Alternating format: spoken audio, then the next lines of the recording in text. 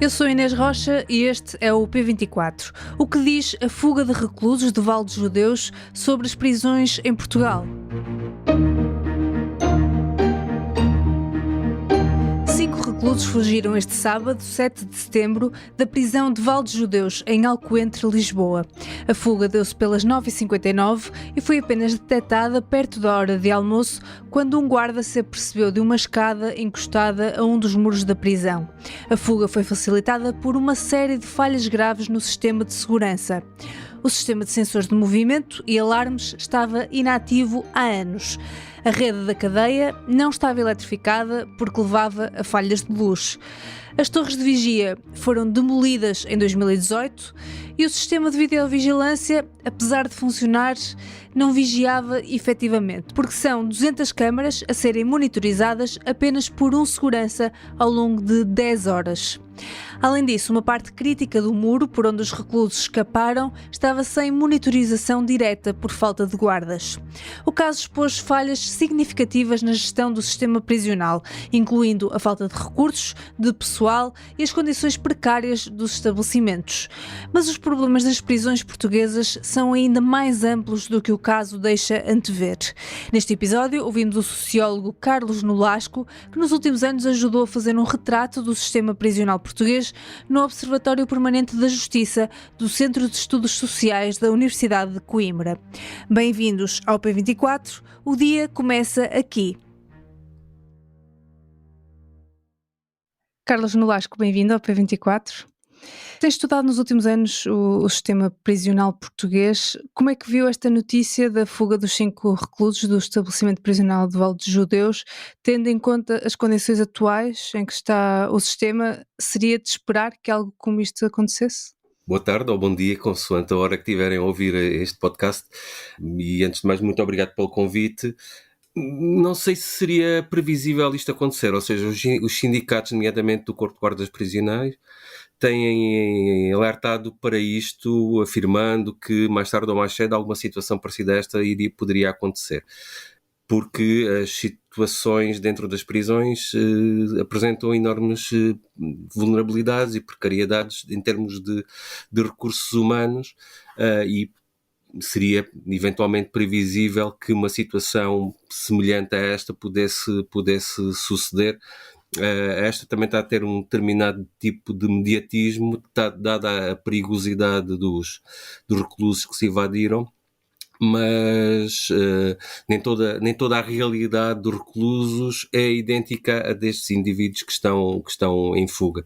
E estereotipar o perfil destes reclusos para os reclusos que estão atualmente dentro do sistema prisional pode criar aqui alguns enviesamentos em termos de entendimento do que é que estamos a falar quando estamos a falar de reclusos. Em 2021, o Observatório Permanente da Justiça apresentou um estudo alargado sobre o sistema prisional em Portugal, a pedido da Direção-Geral de Reinserção e Serviços Prisionais. Quais foram, essencialmente, as conclusões? Que retrato é que fazem do setor? Este trabalho que fizemos não é o primeiro trabalho que o Observatório Permanente da Justiça fez sobre o sistema prisional. Já há mais de 20 anos que o Observatório tem o sistema prisional como um dos temas ao qual com recorrência observa, e aquilo que nós constatamos é que, se recuarmos apenas e só 20 anos, nós verificamos que pouca coisa se alterou dentro do sistema prisional, ou seja, por muitos diagnósticos que tenham sido feitos, e apesar da realidade ser dinâmica, nós verificamos que há uma descoincidência muito significativa entre aquilo que são as políticas que são desenhadas para o sistema prisional e depois a forma como essas mesmas políticas são aplicadas ou não são aplicadas. Quando nós fizemos este trabalho em 2021, constatámos exatamente isso, que não houve alterações significativas dentro do sistema prisional. Mas quais são esses problemas em concreto que identificaram no estudo? Nós conseguimos identificar 3 grandes áreas de problemáticas, digamos assim. num primeiro momento, eventualmente, a questão da sobrelotação dos estabelecimentos prisionais. Uns mais do que noutros. Em determinados momentos, essa sobrelotação foi atenuada devido a situações conjunturais. Por exemplo, no âmbito da Covid, houve um conjunto significativo de reclusos que saiu do sistema.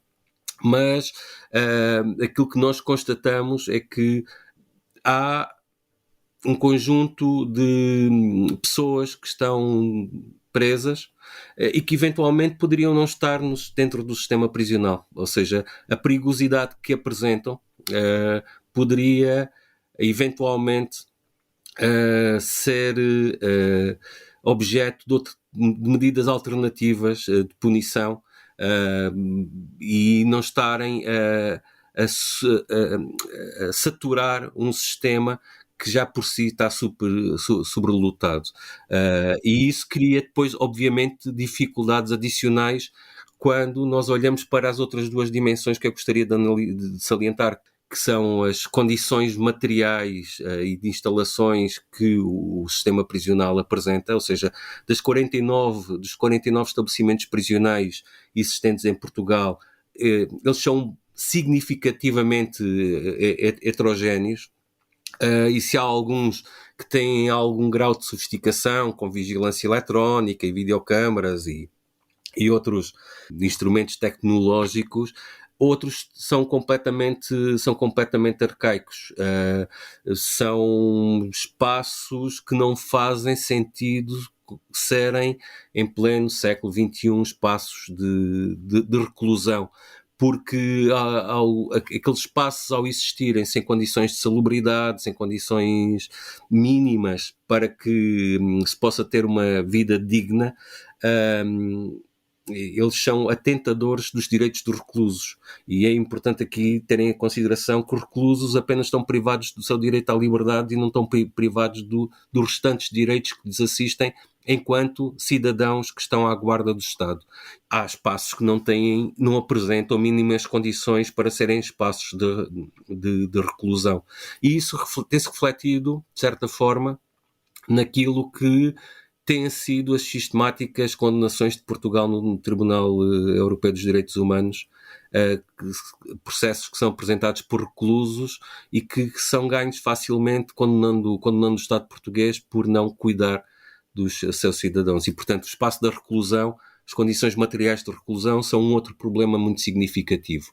E um terceiro problema também muito significativo para o sistema prisional atualmente são as condições profissionais que são dadas aos vários setores profissionais que colaboram dentro de um estabelecimento prisional. Aqui destaca-se, obviamente, o corpo de guardas prisionais, mas também os técnicos, nomeadamente de reeducação, de reabilitação, os técnicos de saúde, que são manifestamente escassos para a população que têm que trabalhar, e ao serem escassos não cumprem aquilo que são os objetivos políticos ou das políticas que são desenhadas para o sistema prisional, ou seja, vigiar. As questões da segurança são postas obviamente em causa, porque os elementos de segurança, o corpo de guardas prisionais é manifestamente inferior àquilo que seria desejável e recomendável,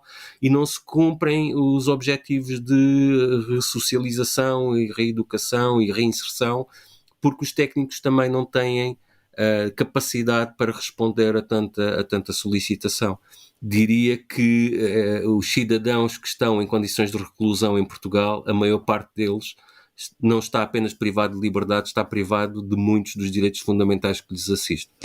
Mas esta falta de recursos humanos revelou-se neste caso. Estamos a falar, por exemplo, de apenas um segurança para vigiar 200 câmaras de videovigilância ao longo de 10 horas, de falta de guardas para acompanhar os reclusos em todos os momentos, tanto que ficaram sozinhos. Como é que se resolve este problema? É através de recrutamento de mais guardas prisionais ou, por outro lado, resolver a questão da sobrelotação e reduzir a população prisional? Eu acho que estes problemas são todos eles, têm que ser perspectivados de uma forma integrada. Ou seja, olharmos apenas e só para uma dimensão do problema é ter de descurar outros aspectos que iriam depois condicionar qualquer iniciativa de melhoramento daquilo que é o sistema. É óbvio que o sistema está carente de recursos humanos. E está carente de recursos humanos não apenas em termos qualitativos, mas também em termos qualitativos. Ou seja, não basta apenas colocar mais guardas prisionais, mas é necessário que estes guardas prisionais tenham uma formação adequada para cumprirem as suas funções. E os guardas prisionais hoje em dia confrontam-se aqui com um dilema muito significativo, que tem a ver com o facto de, paralelamente às funções de segurança que lhes são atribuídas, eles assumiram, ou eles assumem, ou implicitamente têm também inerente à sua atividade, uma função de ressocialização. E aqui há uma indefinição significativa. Ou seja, os guardas afirmam que, para além das funções de segurança, também têm um papel importante na ressocialização. E estas duas funções podem se tornar, no sentido de elas podem acontecer em simultâneo, mas podem se tornar incompatíveis. E é importante que o corpo de guardas prisionais, se desempenha funções de ressocialização, tenha formação adequada para a fazer. E essa formação adequada tenha em consideração também o perfil da população prisional, porque nem todos os reclusos são idênticos, como eu dizia no início desta nossa conversa. Os reclusos que fugiram, os 5 reclusos que se evadiram, apresentam um grau de perigosidade e de violência que muitos outros reclusos não têm. Ou seja, há uma percentagem relevante da população prisional que está encarcerada porque é reincidente em pequenas coisas, como, por exemplo, crimes de estrada, condução sob o efeito de álcool.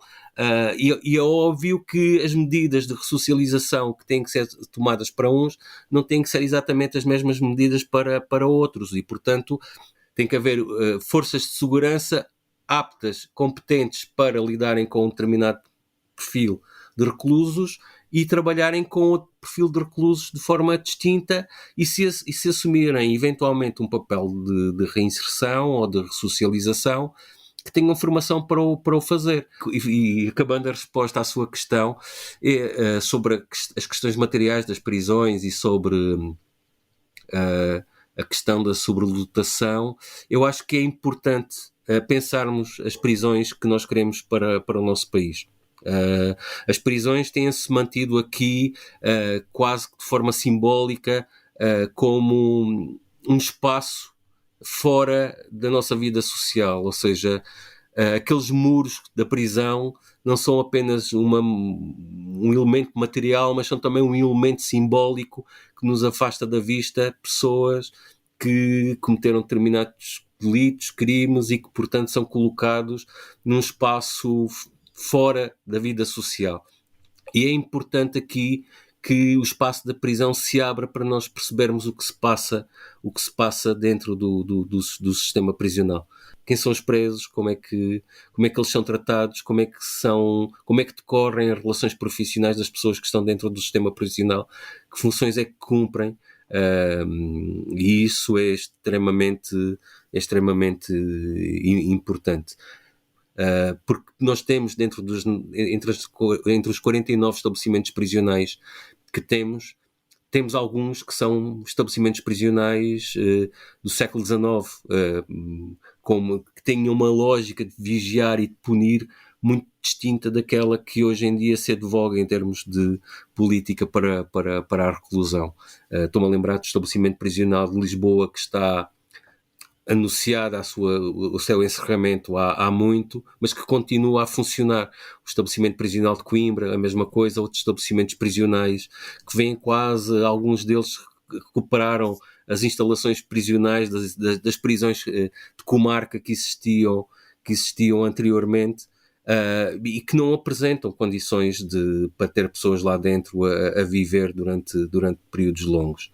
E, portanto, estas prisões têm que ser reformuladas, têm que ser repensadas, tem que ser repensado o estatuto das carreiras que trabalham aqui dentro, as funções que cumprem, tal como acontecem noutros países. Nós, no trabalho que fizemos e na experiência comparada que tivemos, nomeadamente com outros países que nos serviram de comparação, vimos muito boas práticas daquilo que poderiam ser essas prisões do futuro, e que não passam, obviamente, pela realidade que nós temos no nosso país.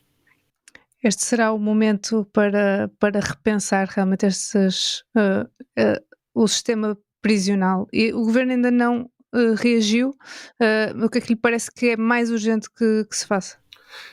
Eu acho que este é um momento muito importante para voltarmos a falar do sistema prisional. Este caso volta a colocar novamente o sistema prisional sobre os holofotes. Algumas abordagens que estão a acontecer, no meu entender, estão a ser algo enviesadas porque se centram-se exatamente num determinado tipo de reclusos e numa problemática específica que é o corpo de guardas prisionais. Mas a realidade é muito mais ampla do que isto, e não podemos esquecer toda uma outra população que está dentro do sistema prisional e que requer atenção. Eu acho que é importante que os responsáveis políticos, mais do que nos virem dizer ou apresentar uma versão oficial daquilo que se passou, seria importante tornarem público um olhar objetivo e concreto sobre esta realidade. O que é que há pensado para o sistema prisional, para um sistema prisional diferente, para um sistema prisional mais humano? Porque estamos a falar disso. Pessoas que estão dentro das prisões e que requerem este tratamento mais humano. Muito bem. Carlos Nolasco, muito obrigada. Obrigado eu. Não consigo comer ou dormir bem. Sinto-me ansiosa todos os dias. Como lidar? Esta terça-feira há novo episódio de Como Lidar, um podcast do P3 que nos ajuda a lidar com a nossa saúde mental. Desta vez conheça as dicas da psicóloga Catarina Oliveira para aprendermos a lidar com a ansiedade. É tudo por hoje, o P24 volta amanhã. Tenha um bom dia. O P24 é um podcast do Público com música original de Ana Marcos Maia. A sonoplastia deste episódio é de Inês Rocha.